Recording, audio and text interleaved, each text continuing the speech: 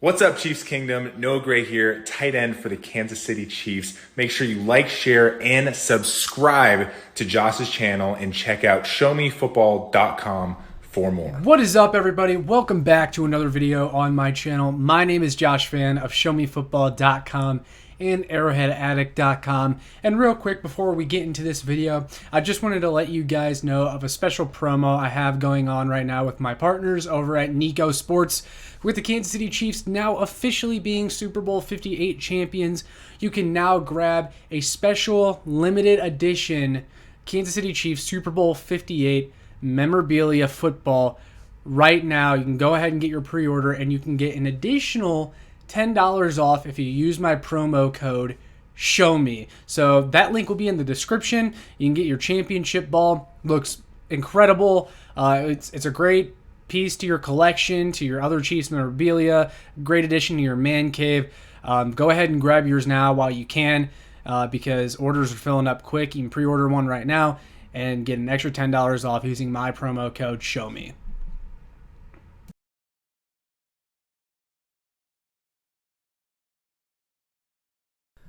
What is up, Chiefs Kingdom? Welcome back to another video on my channel. My name is Josh Fan of showmefootball.com and arrowheadaddict.com. And I wanted to make a video today giving you guys a little bit of an off-season primer.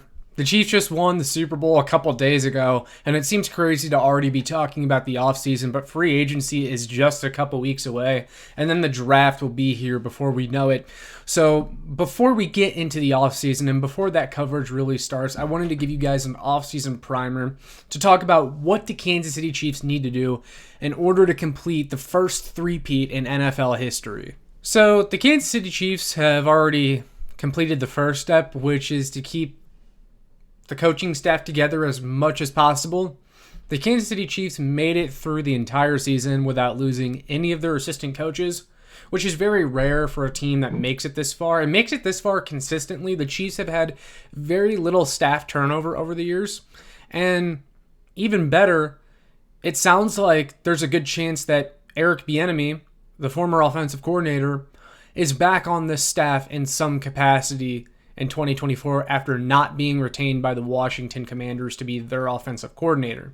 Obviously, the Chiefs already have Matt Nagy as their offensive coordinator, but it doesn't hurt to add a guy like EB. And I do think that the Chiefs missed a little bit of his discipline throughout the season because EB, say what you want about him, I don't know if he was the perfect offensive coordinator, but he was really good about disciplining these guys and keeping them in check.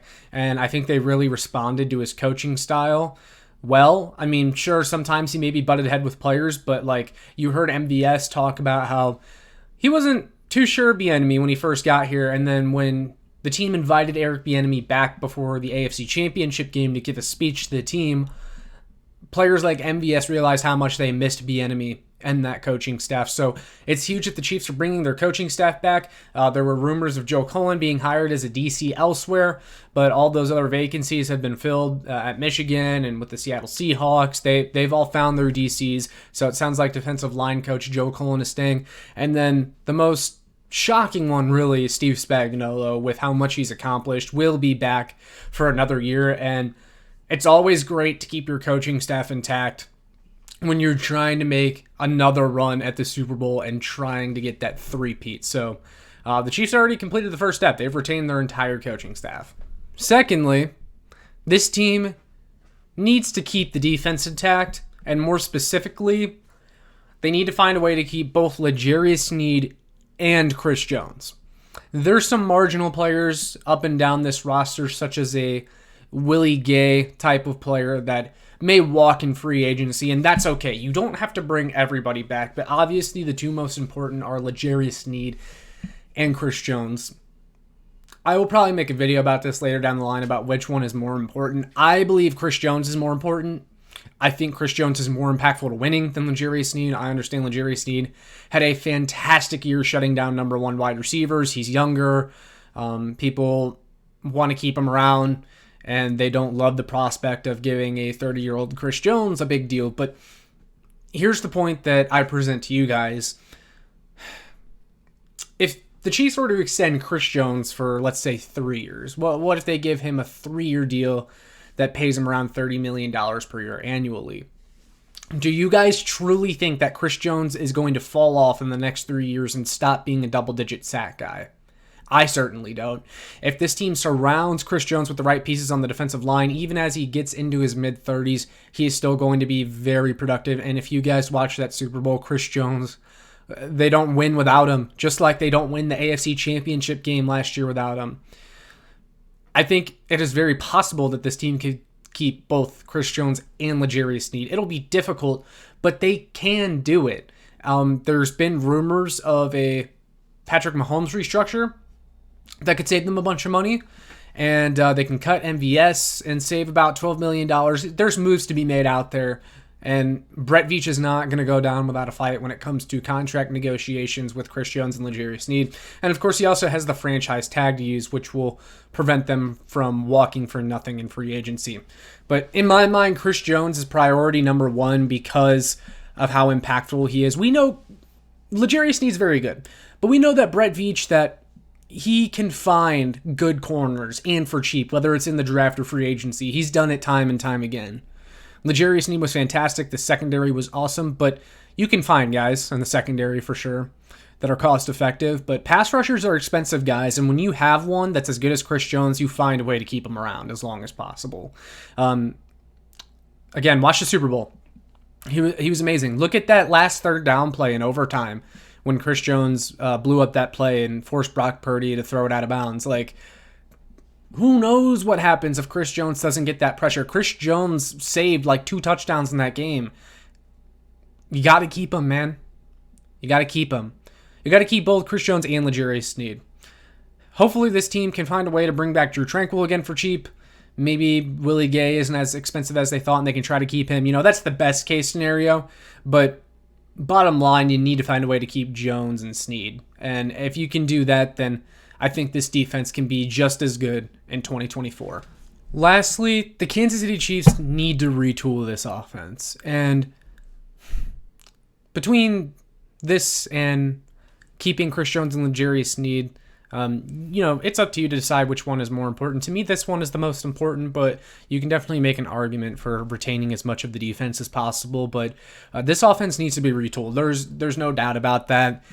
We saw how much this offense struggled in 2023. I think it was very clear that Brett Veach misjudged the wide receiver room. This coaching staff mishandled the wide receiver room. There wasn't that much talent to work with. A 34-year-old Travis Kelce had to shoulder the load of the offense this year, and that was totally unfair to him. And if you want to prolong his career as much as possible, you've got to give him some help.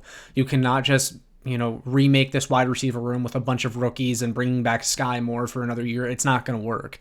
And so you have to retool this offense, because even though they were able to get it together by the time the postseason came around, this team won in spite of the offense, not because of it. This Kansas City Chiefs team was very different from the ones of years past that won Super Bowl 57 and won Super Bowl 54 because of that elite number one offense in the league. That's not what this was this year. This was the Chiefs leaning on their defense when their offense couldn't put anything together. I mean, we saw that in the Super Bowl. The Chiefs offense was not very good in the first half. The defense kept them in that game, and it took them a while to get going. And even when they did get going, it was because they had to simplify the offense again, shorten the rotation, and they went to Kelce and Rice and like Justin Watson, and that was kind of like the main rotation, And Marquez Valdes-Scantling, I thought he was a solid piece, but he's not going to be worth the cap hit that he's due next year. You're probably going to have to cut him. So you're going to need to bring some guys in. And when I say that, I don't even mean you need to get a top of the market guy, because everyone's going to be out there dreaming about Mike Evans and T. Higgins and those players that are going to be getting $20+ million a year, most likely. You don't even need to do that, though. I think we were begging all year long for someone that was just a reliable veteran, someone that had a proven track record of production and could just eat some targets and do something, because Rashee Rice was a rookie. This season was kind of unfair to him, putting him in that position to be your number one wide receiver. luckily you won the Super Bowl, and he's only going to get better next year, and so he'll be a little bit more reliable, but you still need to bring in someone else. You need someone else to take the load off of Travis Kelce and Rashee Rice next year. I'm thinking almost like a Marquise Brown of the Arizona Cardinals. He's a free agent this year. I don't think he's going to command too much. He gives you kind of that speed burner element that you lost with Tyreek Hill a couple years ago, and I think he could bring the deep ball back to this offense that we lost this year. He's not great. Like, I'm not sitting here saying Marquise Brown is the perfect wide receiver. He's frustrating for sure. He was traded from the Ravens to the Cardinals. But you know what? He's a productive player. Last year, he was pretty good for the Arizona Cardinals. There were rumors of him maybe being traded to a contender around the trade deadline. I think he would be a very solid piece, and then you could still draft a guy in the draft, a Rashee Rice type of profile, type of guy, maybe in the second round again, and then you have Rashee Rice, a promising rookie, and then Marquise Brown, and I think that's a really solid group. That is a very solid group, and then you could still do other things with the offense, like maybe bring in another dynamic running back, or bring in an intriguing tight end prospect, and so that you have more options next year, and this can go back to being the number one offense in the NFL, because I think most of us can agree that this year, this offense, for being a Patrick Mahomes-led offense, was inept far too many times this year. Patrick Mahomes' offense should not look as helpless as this one did this year. They won in spite of the offense, not because of it, and they won because Patrick Mahomes is the greatest quarterback of all time, and he had to kind of Superman his way to his third ring in this year's Super Bowl. So, yeah, guys, you got to retool the offense. That's the most important thing to me. You can't mess around and do what you did this year. The experiment, I mean, it's kind of hard to call it a failure because you did win the Super Bowl, but I wouldn't say that it was a success either. I think you can't do that again. And so retooling the offense is the most important thing. And I think Brett Veach knows that. I think he noticed the weakness that was the wide receiver room, and he said, hey, we're not going to do that again.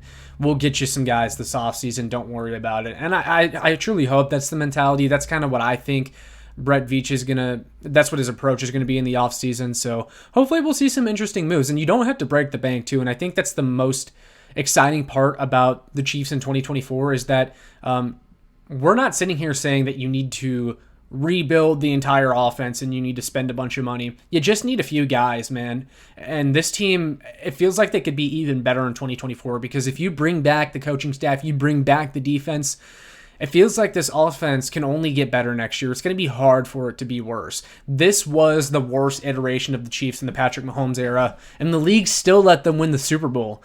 They couldn't kill the Chiefs while they were down.